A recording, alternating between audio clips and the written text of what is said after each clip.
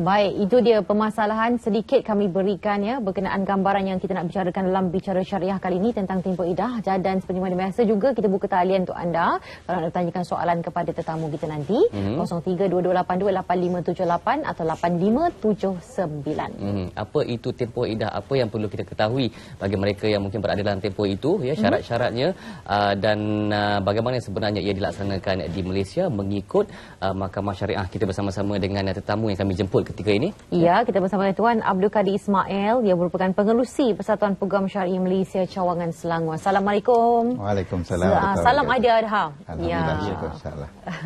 Baik, pertama sekali kita akan memulakan terlebih dahulu dengan mukadimahnya berkenaan dengan apa sebenarnya itu iddah dan juga tempoh yang dinyatakan di situ. Dengan lebih jelas dan lanjut, silakan. Insya-Allah. Bismillahirrahmanirrahim. Alhamdulillahirabbil alamin wassalatu wassalamu ala asyrafil mursalin wa ala alihi washabihi ajmain. Alhamdulillah. Pertamanya kami mengucapkan terima kasihlah pada pihak RTM kerana sudi menjemput kita untuk berbincanglah. Okey, dari sini tajuk tempoh iddah ini merujuk pada perempuan yang sudah menikah dan juga diceraikan, sama ada cerai mati atau cerai hidup. Okay. Sekiranya cerai mati, sebaik-baiknya ialah tunggulah kitaran haid dia 3 kali suci dan dia maknanya masa itu dia bersih lah.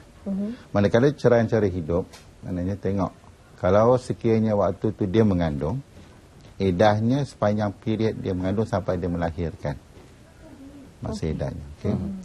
Dan kalau sekiranya diceraikan waktu dia putus haid ataupun menopause sebagainya, kita ambil 3 bulan biasa period tu. Iddah ni kalau kita faham dari segi bahasa ialah tempoh. Dan segi syarak ataupun perkahwinan ni merujuk pada tempoh perkitaran haid perempuan, isteri. Dan biasanya kalau isteri itu mengandung, memang tak ada haid lah. Jadi itu petandanya, mana dia sedang mengandung.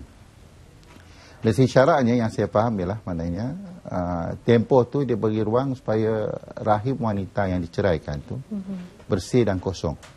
Tak ada pada benih yang suami perkahwinan yang pertama.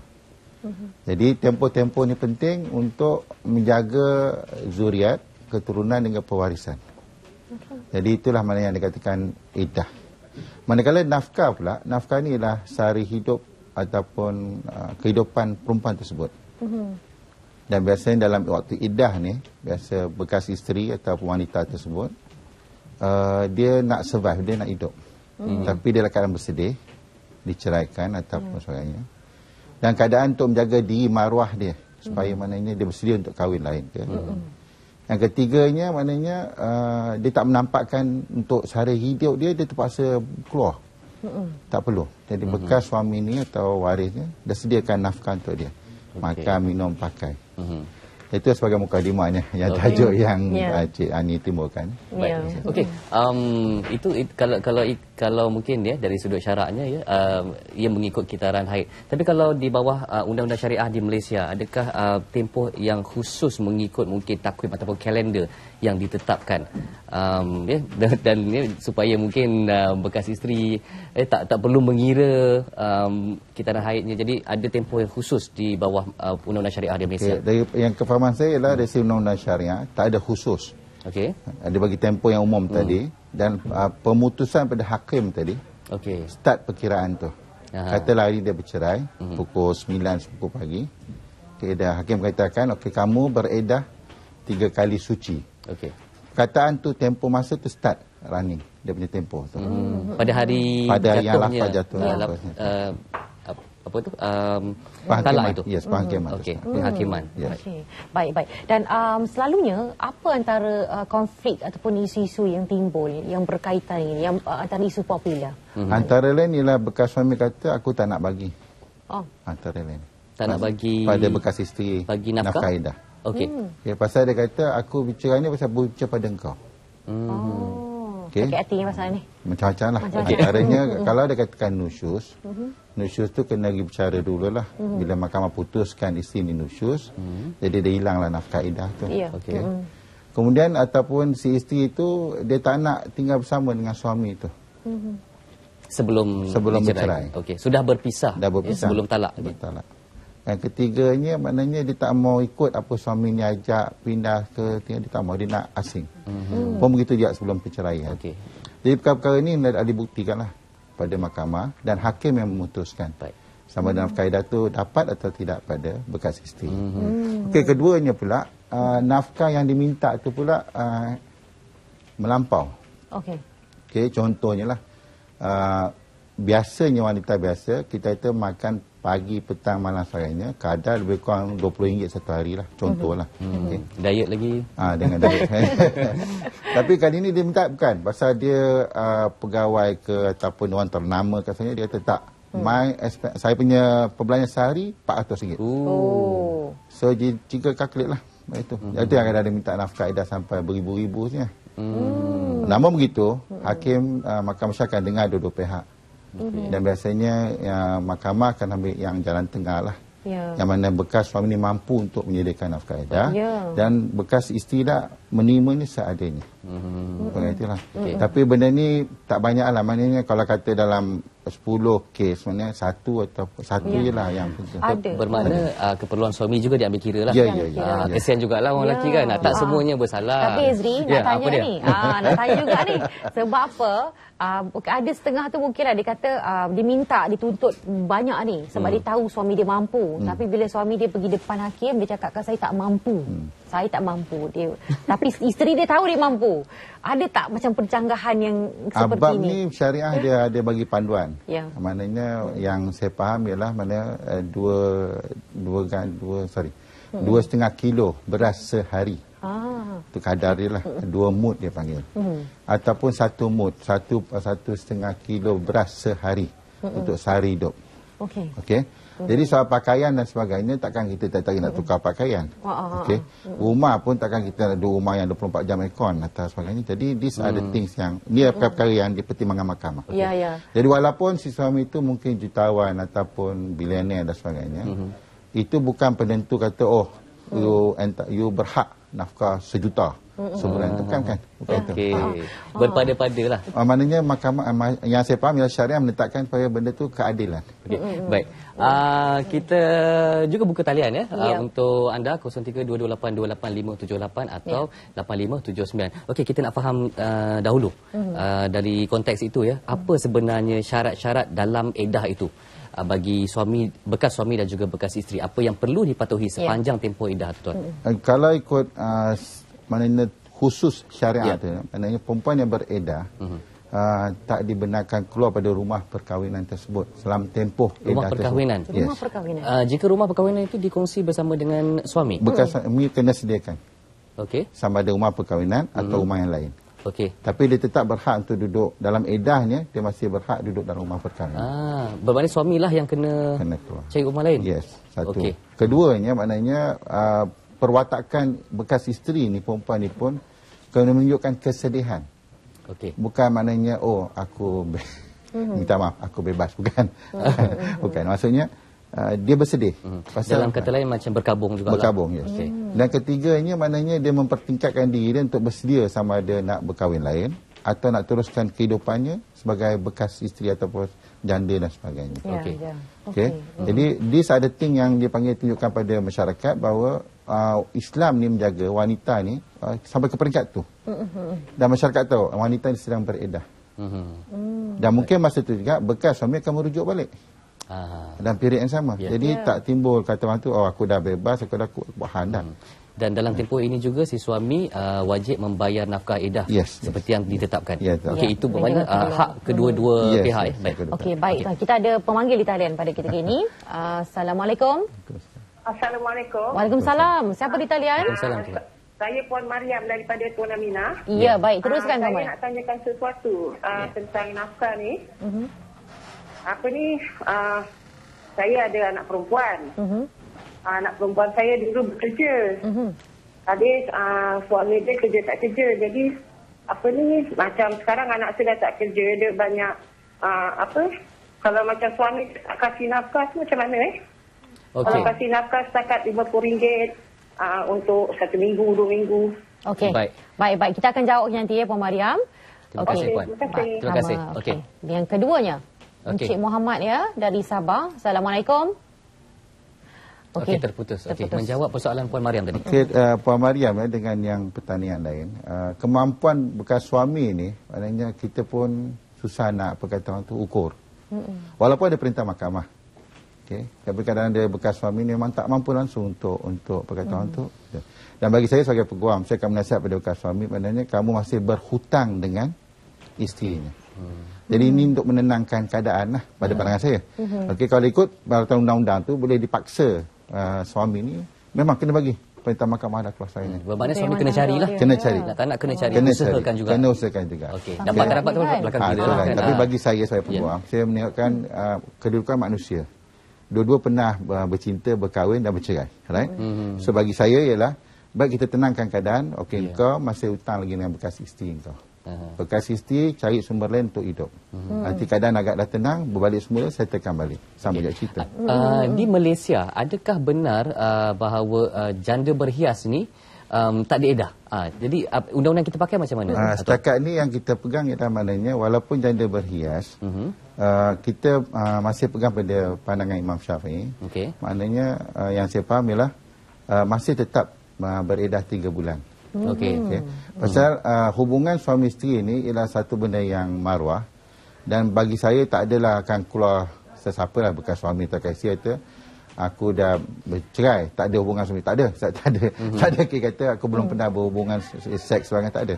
Jadi bagi pandangan saya juga adalah lebih selamat wanita tadi atau janda berhias tadi itu beredah 3 kali suci juga. Okey, baik. Dan kita ada pemanggil di talian. Assalamualaikum. Assalamualaikum. Assalamualaikum. Ya. Saya nak tanya sikit lah. Ya, silakan. Anak buah saya, dia 2 kali cerai, dia kahwin 2 kali. Yang satu pertama dia nafkah tak bayar. Lepas tu dia nikah yang satu dia tak bayar juga nikah. Macam mana cara dia nak nuntut nafkah dia? Dia ada anak dia, 1 isteri, 1 suami dan 1 anak. 1 isteri, 1 suami ada 2 anak. Dia 2 lelaki. Oh, okey. Dia dah cerai, tapi dia tak bayar nafkah. Macam mana cara nak nuntut dia? Okey, baik. Masih lagi persoalan berkaitan nafkah. Katanya dah kahwin 2 kali tapi kedua-duanya tak dapat nafkah. Yang satu tu dia cerai. Sebab tu tapi dia tak kasih nafkah lagi anak lelaki dia. Ya. Yang keduanya? Tapi dia kahwin lagi satu. Yang lelaki-lelaki tu pun ceraikan dia, tapi nafkah anak dia tak bagi. Macam mana? Faham. Kita dengarkan jawapannya. Okey, jadi pada puan yang bertanya tu ada 2 tadi, sama ada nafkah edah atau nafkah anak. Okey. Kedua-duanya kalau nafkah anak atau nafkah edah boleh dituntut melalui mahkamah syariah. Okey, kalau nafkah edah belum dibayar ataupun diberi, bekas isi tadi boleh buat permohonan di mahkamah rendah syariah untuk menuntut, ada dia punya section dia, untuk panggil nafkah tertunggak. Nafkah tertunggak. Okay. Manakala anak pun begitu juga.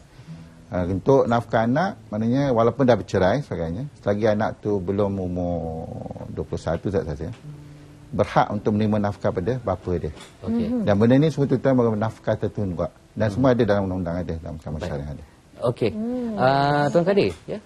Dalam tempoh edah ya, seseorang bekas isteri itu mungkin pergerakannya agak terhad. Jadi sejauh mana ada kelonggaran mungkin bagi seorang isteri itu, mungkin perlu keluar daripada rumah, bekerja ataupun menghadiri majlis tertentu, macam mana? Apa yang dibenarkan? Jadi bila kita bincang bab ni, khususnya di Malaysia lah. Di Malaysia ni bila kata wanita tu beredah, tidak diambil terlampau kata serius, tidaklah. Maknanya sampai mesti tinggal dalam rumah, tidak. Hanya masyarakat tahu bahawa si Polan dah bercerai. Okay. Jadi pasal kedudukan dalam masyarakat Malaysia itu menerima seadanya, jadi kebebasan untuk wanita yang beredah untuk keluar cari nafkah sekarang itu memang dilonggarkan lah. Mana diterima oleh masyarakat. Tapi kalau masyarakat umpama mungkin di Asia Barat ke umpamanya, negara Arab umpamanya, budaya dia lain umpamanya.